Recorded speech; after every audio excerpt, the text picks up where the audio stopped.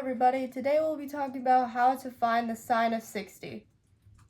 So, first you have your equilateral triangle, which I told how to make in my last video, and if you haven't seen that video, I suggest you watch it before seeing this one. Okay, so we have our equilateral triangle.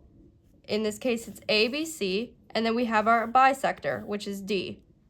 So, today we'll be looking at triangle ABD, and we're going to be finding the sine of 60 in that triangle. Okay, so first we are going to need side lengths. So we have AB, which is equal to x, BD, which is equal to x over 2, and AD, which is equal to y. Before we get into the sine of 60, let's try to find one of the side lengths. Let's try to look for the side length of y.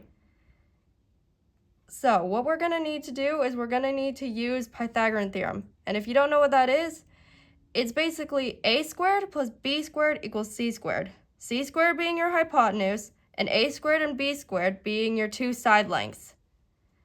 And you already know this, but in a triangle, the hypotenuse is always the longest side. It's always the longest side and always opposite to the 90-degree angle. So this is the equation set up. Y squared being AD, which is one of our side lengths, x over 2, which is BD, another side length, and then x squared, which was our hypotenuse, which was equal to that. Now, let's begin on solving this.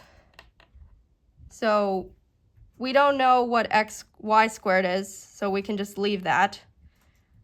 And we obviously know we can do something about the x over 2 squared. So what that becomes is x squared over 4, because 2 squared is just equal to 4. And then you have the x squared because you don't know what that is yet. So now we can, well, first what we want to do is we want to get y on its own. We just want to get y squared on its own.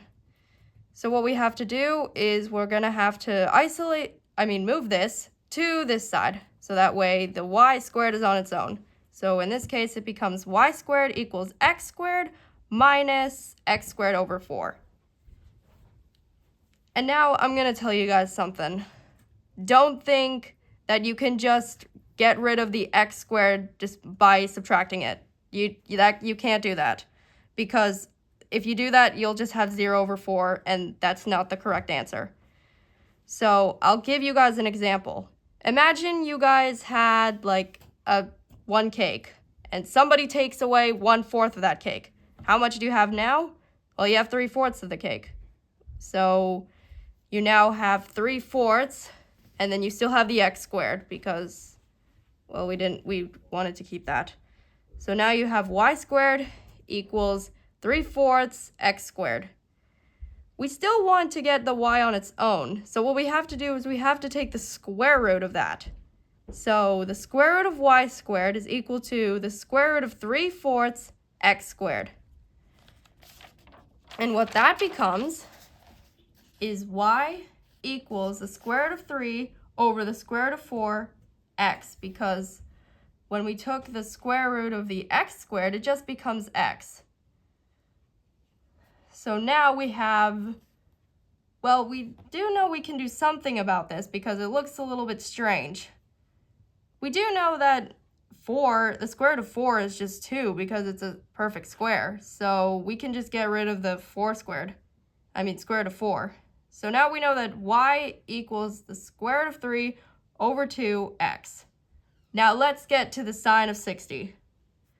So now, if you guys don't remember this, to find the sine theta, you always have to look at the opposite over hypotenuse, which is basically one of the side lengths, the opposite, and then the hypotenuse, the longest side. So we know that y was one of the side lengths, which is also the opposite to the 60. So that was our opposite, the square root of 3 over 2x, and then over x, which was our hypotenuse. So now what we can do is we can basically get rid of x because it's on its own. We can just like get rid of it.